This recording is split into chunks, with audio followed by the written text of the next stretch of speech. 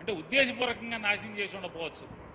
ఆత్రం 2016లో మొదలుపెట్టి మొత్తం సినిమాల్లో చూపించినట్టుగా మంత్రదండం ఇట్లా అనగానే మొత్తం డ్యామ్ నిర్మాణం చేసేట్టుగా పోలవరం డ్యామ్ని వాస్తవంగా డ్యామ్ వేసుకున్నదేమో డ్యామ్ ట్రాన్స్ట్రాయల్డ్ ఏమో టెండర్ వేస్తే వాళ్ళ దగ్గర నుంచి ఒక కొత్త జివో తీసుకొచ్చి దాన్ని ఆయనకి నచ్చిన వాళ్ళకి వర్కులన్నీ కూడా పంపకం చేశాడు.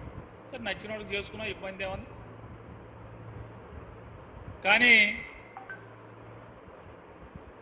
గ్రామాలు ఖాళీ చేయించకుండా, గ్రామాలకి నష్టపరిహారం ఇవ్వకుండా, గ్రామస్తులు ఏ గ్రామాలైతే ఖాళీ చేస్తున్నారో ఆ ఖాళీ చేసే గ్రామాలకి ప్రత్యామ్నాయంగా ఇళ్లు నిర్మాణం చేయకుండా, ఊళ్ళు ఖాళీ చేయకుండా కాఫర్ డ్యామ్ ఎలా నిర్మాణం చేస్తారు?